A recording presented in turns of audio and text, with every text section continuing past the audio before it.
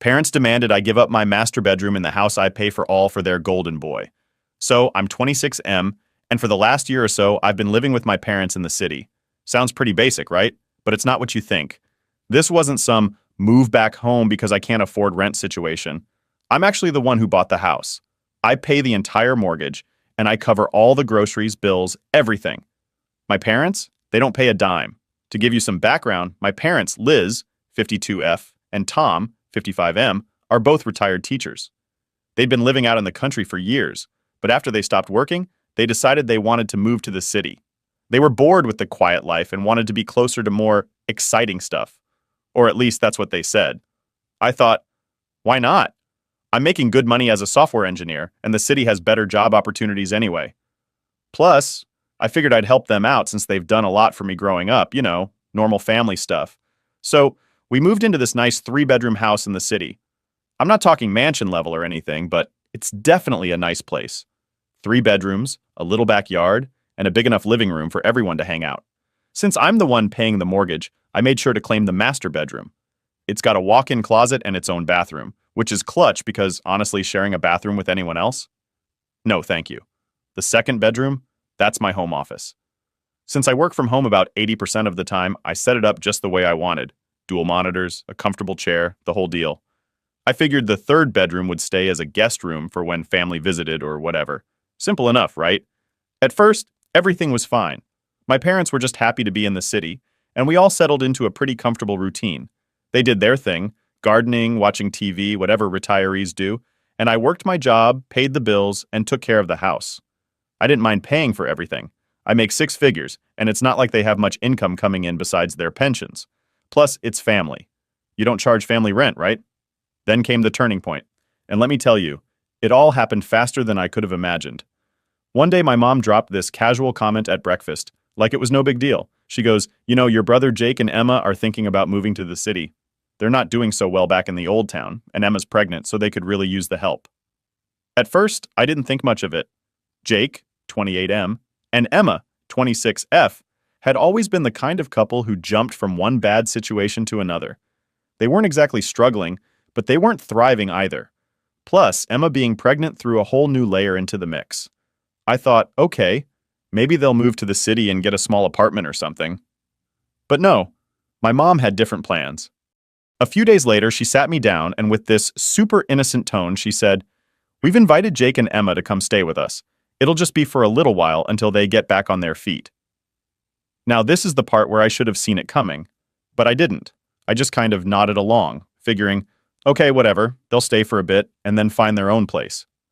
But what I didn't know was that this was just the beginning of the chaos. My parents didn't exactly ask if I was cool with them moving in. They just told me after they'd already invited them. I was still processing the whole thing when Jake and Emma showed up at our doorstep a week later with bags in hand, looking like they were moving in for the long haul. So here's the deal. They move in, and right away, it's clear that they think they're staying indefinitely. I'm already feeling the stress build up because I'm the one paying for everything. Groceries, utilities, mortgage, you name it. And now I've got 2 more people to feed and take care of. No one even asked if I was okay with it. They just moved in like it was the most natural thing in the world. Now don't get me wrong, I love my brother. He's family after all. But Jake's not exactly the most responsible person in the world. He's the kind of guy who always finds himself in messy situations and then relies on other people to bail him out. And Emma, she's nice enough, but she's got this entitled attitude that just rubs me the wrong way. Like she's pregnant, so she automatically deserves special treatment from everyone around her. But here's where things start getting really messed up.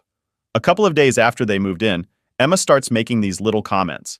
The type that seem harmless but are actually really annoying. She'd say things like, "This place is so big, it must be hard for you to clean it all by yourself," or "I can't wait until the baby's here. We're going to need a lot of space for all the baby stuff." I didn't think too much of it at first, but then came the kicker. One evening, after I'd just finished a long day of work, Jake and Emma pulled me aside and said they wanted to talk. I thought, all right, maybe they're going to apologize for taking up space and eating all the food without offering to help. But nope. Instead, Emma, all casual, says, "So, we've been thinking, it would make more sense for us to take the master bedroom." I just stared at her. I couldn't believe what I was hearing. "We need more space," Jake added, like it was obvious. "The baby's going to need a lot of stuff, And your room has the walk-in closet and the private bathroom. Now keep in mind, I pay for the entire mortgage. The house is in my name. I also pay for all the groceries, and I've been supporting the whole household without asking for anything in return. And here they were, asking me to give up my own bedroom? I was floored. I couldn't even respond right away. It was like the audacity just hit me all at once. Finally, I said, "Why don't you just take the spare room? It's plenty big, and it's already set up for guests." Emma wasn't having it. "But that room doesn't have a walk-in closet, and the baby's going to need space." I stared at them for a few seconds, trying to stay calm. "I'm not giving up my room," I said, keeping my voice as steady as I could. "You can have the spare room, or you can find somewhere else to stay." Jake looked a little shocked that I wasn't just caving in. But Emma? She looked downright offended. And that's when I realized this wasn't going to end well. All right. So after that awkward conversation where Jake and Emma straight up asked me to give up my room, I thought that maybe they'd realize how ridiculous they sounded and back off.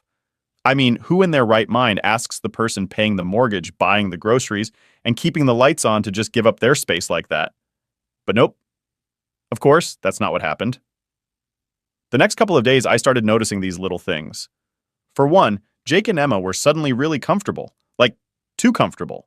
They'd spread their stuff out all over the living room, had their shoes kicked off near the couch, and Emma was already talking about where she was going to put all the baby stuff, like the house was theirs or something. I wasn't saying anything yet, but it was building up inside me, that feeling that something was about to go down. So one day I had to go into the office for a few hours. Normally, I work from home, but sometimes I have meetings that I can't miss. Anyway, I get home around lunchtime to grab something to eat, and I notice something strange as soon as I walk in. My stuff, my personal stuff, is in the hallway. My clothes are in a pile on the floor, my computer monitor is just sitting there, unplugged, like someone was in the middle of moving it. My heart's already starting to race because I know what this means, but I had to see it for myself. I walk to my room and sure enough, there's Emma, standing in the middle of it, packing up the last of my things. She doesn't even look surprised when I walk in. She just glances over at me like, "Oh, hey, I was just finishing up." I couldn't believe it. "What the hell are you doing?" I blurt out, probably louder than I meant to. She had the nerve to look all calm and collected, like this was no big deal. "Your mom said we could start moving our stuff in here. The baby's coming soon and we need the space," she said, like it was the most normal thing in the world. I could feel my blood boiling. My mom said? My mom, who doesn't pay a single cent toward the mortgage, thought it was okay to just hand over my room to Jake and Emma, without even talking to me? I wasn't about to let this slide. "No," I said, stepping into the room. "You're not moving into my room. I already told you guys to take the guest room." Emma didn't like that. She crossed her arms and gave me this look, like I was the one being unreasonable. "The guest room is too small for the baby, and there's no closet. We need more space." I wasn't having it. "I don't care. You're not taking my room. I'm the one paying the mortgage. I'm the one who's been paying for everything in this house, and you and Jake aren't even contributing anything. If you need more space, you're welcome to find your own place." At this point, I was really angry, and I could tell Emma was getting upset too, but I didn't care. She didn't back down, though. "Your mom said it was fine," she repeated, like that was the final word. Now, here's where I lost it. I marched back out of the room, grabbed my phone, and called my mom, who, by the way, wasn't even home at the time. The second she answered, I didn't even let her say hello. "Mom, did you tell Jake and Emma they could move into my room?" There was a long pause on the other end, like she didn't know what to say. Finally, she admitted, "Well, I thought it would be the best solution. They need the space, and you already have the office. It's not like you're using the room for much." I couldn't believe what I was hearing. "Are you serious right now?" I snapped. "I pay the mortgage, I pay for all the groceries, I pay the bills, and you think it's okay for Jake and Emma to just take over my room?" My mom tried to calm me down, saying it wasn't a big deal and that we're all family, but I was done listening. "I'm not giving them my room, and if they don't move their stuff out, they're going to need to find another place to stay." By this point, Emma must have heard me, because she came storming out of the room, looking furious. "You're seriously going to throw us out? With a baby on the way?" That's when Jake walked in. He must have heard the commotion from outside because he came in looking all pissed off too. "What's going on?" he demanded. So I laid it out for him. "What's going on is your wife thinks she can just take over my room without even asking, and I'm telling you both right now, it's not happening. You can either stay in the guest room or you can leave." Jake wasn't happy about that. He got all defensive, saying how they're family and how I should be willing to make sacrifices for them. But at this point, I was beyond reasoning. Sacrifices? I'm already paying for this entire house. What are you guys contributing, huh? Nothing. And now you think you can just walk in and take over? The yelling got pretty loud at that point, and I think it was clear that neither side was backing down. My mom tried calling me back, but I ignored her. I was too pissed off to deal with her excuses. Jake kept going on and on about how I wasn't being fair, how they had a baby on the way, and how families should stick together in tough times. But I'd had enough. I turned to both of them and said, "You've got until the end of the day to move your stuff out of my room. If you don't, I'll move it out for you." Emma stormed off, slamming the door behind her, and Jake just stood there glaring at me like I was the bad guy. But I didn't care. I wasn't about to let them walk all over me in my own house, especially when I was the one paying for everything. For the rest of the day, I stayed in my office trying to cool down. I didn't want to deal with either of them, and I knew if I went back out there, it would just turn into another argument. But deep down, I knew this was just the beginning. They weren't going to take this lying down, and I had a feeling my mom would get involved again. But I wasn't about to back down either. Not this time. After that blow-up with Jake and Emma, I thought maybe, just maybe, they'd finally back off. I mean, I was crystal clear. My room wasn't up for grabs, and they either stay in the guest room or find somewhere else to live. Seemed pretty simple to me. But of course, things didn't go that smoothly. The next day, I kept mostly to myself. I wasn't looking for more drama, and honestly, I was still fuming from how things had gone down. I spent most of my time working in the office, trying to pretend like everything was normal. But by the time dinner rolled around, I could feel the tension in the air. It was like everyone was avoiding each other, tiptoeing around the elephant in the room. I didn't mind the quiet. If Jake and Emma were finally going to stay in the guest room without causing more issues, I figured I could live with that. But then something happened that pushed me over the edge. That evening, I walked into the kitchen to grab some food. I had bought all the groceries, like I always do, but when I opened the fridge, it was practically empty. I'm talking about food I just bought 2 days ago. Gone. I checked the freezer, same deal. I knew my parents didn't eat like that, and it wasn't me, obviously. So who else could it be? Jake and Emma. They'd probably helped themselves to everything without even asking. I was already irritated, but I tried to brush it off, thinking, whatever, I'll just pick up more tomorrow. But it wasn't just the food. When I went to sit down at the table to eat, my mom came into the kitchen, not looking me in the eye. She quietly made plates for herself, my dad, Jake, and Emma. And then, she didn't make one for me. At first, I thought she must have forgotten, so I just kind of waited, but she finished serving everyone and sat down. I was left standing there like an idiot, watching as they all started eating. I'm not going to lie, I felt the anger bubbling up again. It was like they were all punishing me for standing up for myself. I looked at my mom, trying to keep my cool. "You didn't make me a plate?" She barely looked up. "You don't want to help the family, you don't eat with the family," she said, as casually as if she was commenting on the weather. I couldn't believe what I was hearing. "Excuse me? I pay for everything here. The groceries, the mortgage, and now I'm being iced out?" She didn't even answer. My dad just kind of sighed and kept eating like nothing was happening, which pissed me off even more. Jake and Emma were sitting there with this smug look on their faces, like they had won some kind of power play. Emma even had the nerve to smile at me when I walked by. I couldn't take it anymore. I wasn't about to be treated like some outsider in the house that I paid for. I slammed the fridge door shut and stormed out of the kitchen, my mind racing. I knew what I had to do next. I went straight to my room, grabbed my laptop, and started looking up eviction notices. I figured if they didn't want to treat me with respect, then they could find somewhere else to live. I mean, enough is enough, right? I'm not a free hotel service. Within an hour, I had the documents ready. I printed out 2 sets, one for Jake and Emma and one for my parents. It felt weird, kicking out my own family, but at this point, they had crossed the line. They'd been disrespecting me for weeks, acting like the house was theirs, and then freezing me out because I wouldn't cave to their ridiculous demands. I wasn't going to put up with it anymore. Once the notices were printed, I walked out to the living room where everyone was sitting, pretending like nothing was wrong. I didn't say a word, I just slapped the papers down in front of my parents, then handed another set to Jake and Emma. "What's this?" Jake asked, picking up the papers and scanning them. "You have 24 hours to pack your things and leave," I said, keeping my voice as calm as I could manage. "If you're not out by tomorrow, I'm calling the police." Jake's face went pale. He wasn't expecting this, not at all. "You can't be serious." "Oh, I'm serious," I replied. "I'm done with this. You've been freeloading here without contributing a thing, and now you think you can take over my house? No, not anymore." Jake stood up, glaring at me, but I didn't budge. I was taller than him, bigger than him, and I wasn't going to be intimidated by his little temper tantrum. "We're family," he said through gritted teeth. "You can't just throw us out." "Yes, I can," I said, stepping closer. "I'm the one who pays for this house. Not you, not Emma, and not Mom and Dad. If you don't want to be respectful, you don't get to stay here." Emma, of course, started crying, as if that was going to change anything. "I'm pregnant and you're kicking us out? What kind of brother are you?" "I'm the brother who's been paying for everything while you two take advantage of me," I shot back. "You have 24 hours. That's more than generous." Jake looked like he wanted to argue more, but I could see the realization starting to sink in. I wasn't bluffing.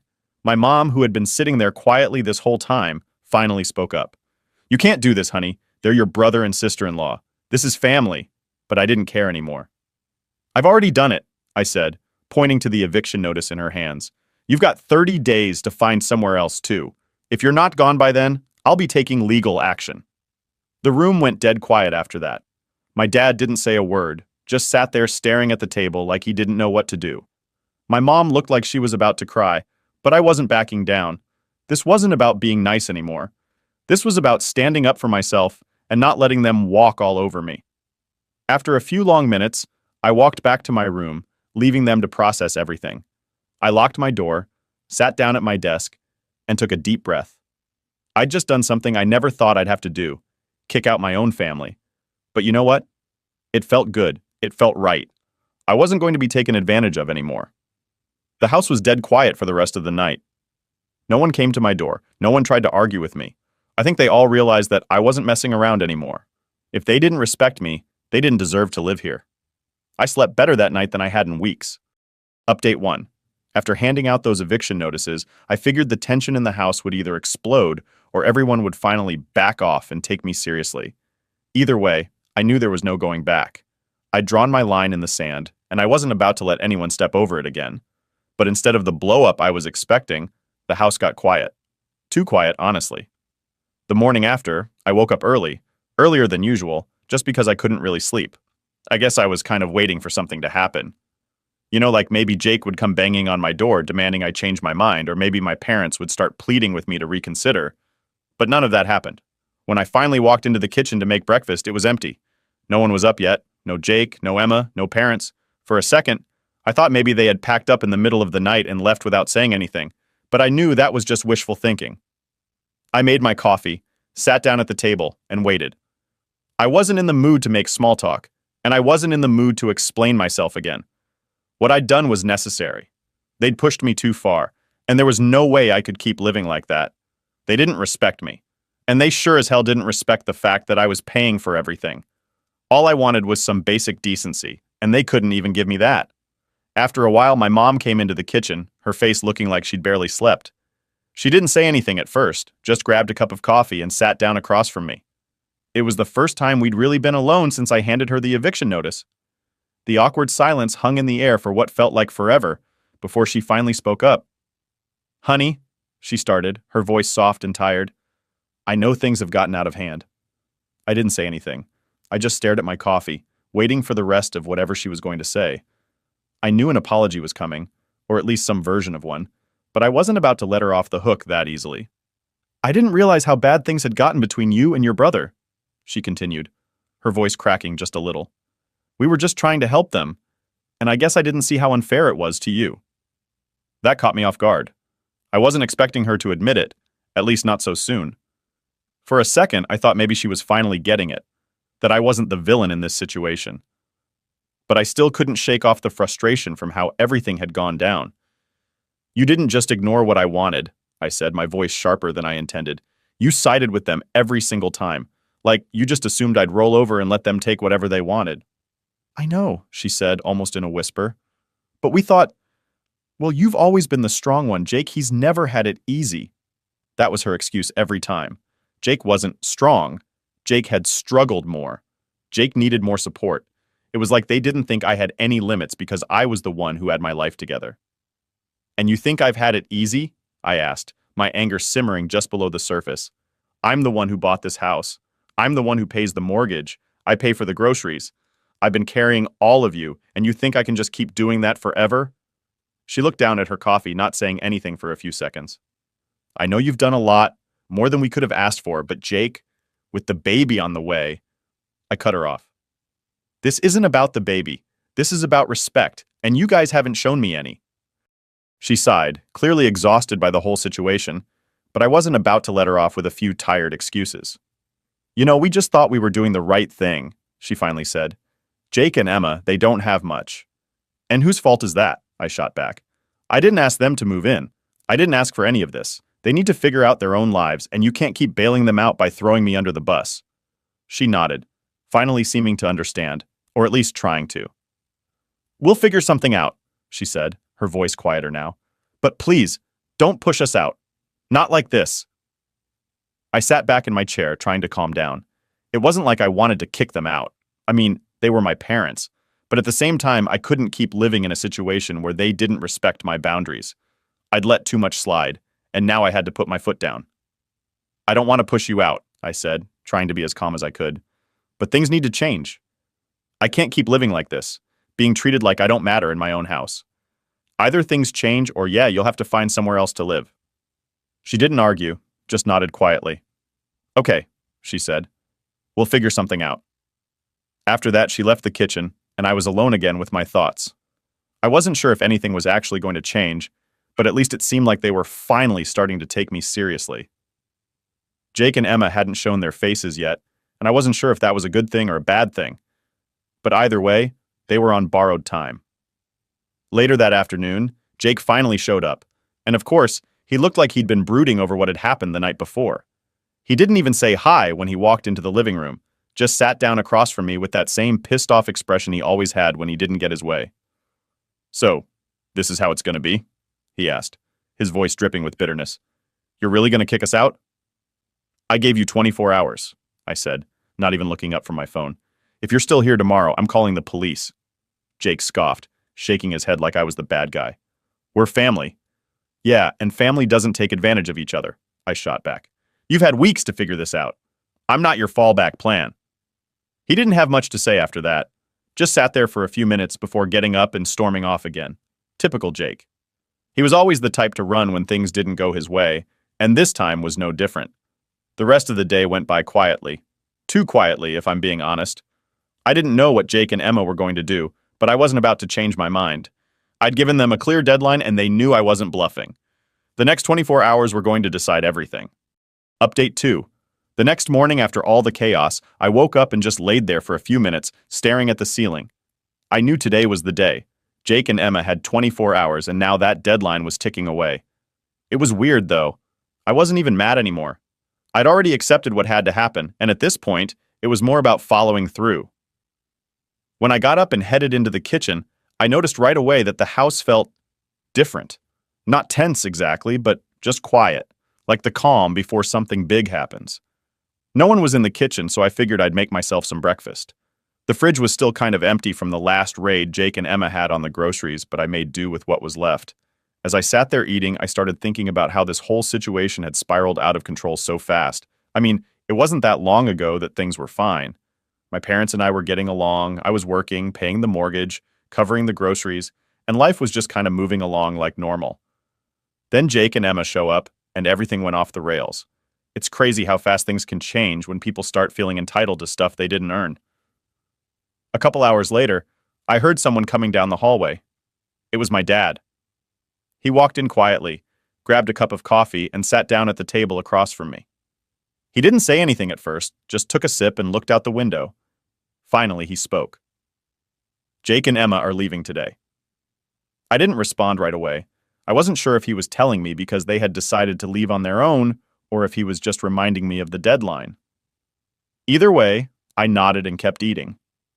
They don't have anywhere to go, he continued, his voice low. They're going to stay at a motel for a while until they figure things out. I stopped mid-bite and looked at him. Part of me felt bad, but the bigger part of me knew this was what had to happen. I'd been too nice for too long, and if I didn't put my foot down now, they'd just keep taking advantage. I gave them time, I said, keeping my voice steady. I didn't want it to come to this, but they left me no choice. He didn't argue, didn't try to guilt trip me, which was surprising. He just nodded and kept drinking his coffee. I think he finally understood that I wasn't going to back down this time. After everything that had happened, there was no going back to how things were. Around noon, Jake and Emma started packing their things. I stayed in my room for most of it, not wanting to get into another argument or hear any more passive-aggressive comments. But after a while, I could hear Jake's voice getting louder from down the hall, so I knew it was only a matter of time before something went down. Sure enough, not long after, Jake knocked on my door. I opened it, and he stood there with that same pissed-off look he'd had since I gave him the eviction notice. "You're really gonna let this happen?" he asked, his voice sharp. "You're just gonna kick us out like this?" I leaned against the doorframe, crossing my arms. "I gave you 24 hours. I told you what needed to happen." He shook his head, his jaw clenched. "We're family, man. You don't do this to family." I took a deep breath, trying to keep calm. "Family doesn't take advantage of each other. I'm not just kicking you out for no reason. You've been freeloading here for weeks without contributing anything. I've been paying the mortgage, the groceries, everything. And instead of being grateful, you tried to take my room and push me out of my own house.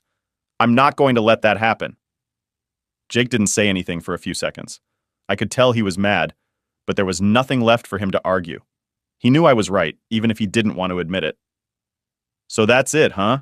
he finally muttered. "You're just throwing us out." "I'm giving you the same option I gave you yesterday," I replied. "You can find a way to live somewhere else, or you can stay in the guest room and actually respect me and my space. But if you can't do that, then yeah, you're leaving." Jake glared at me, then turned and walked away without another word. I closed the door and let out a long breath. It was exhausting, but I knew it had to be done. By mid-afternoon, Jake and Emma were gone. I didn't see them leave, and honestly, I didn't want to. I wasn't looking for some emotional goodbye or anything like that. They packed up their stuff, loaded it into their car, and drove off without saying a word to me. The house felt different after they left, quieter, less tense.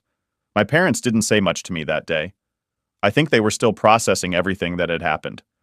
My mom looked upset, but she didn't say anything about it.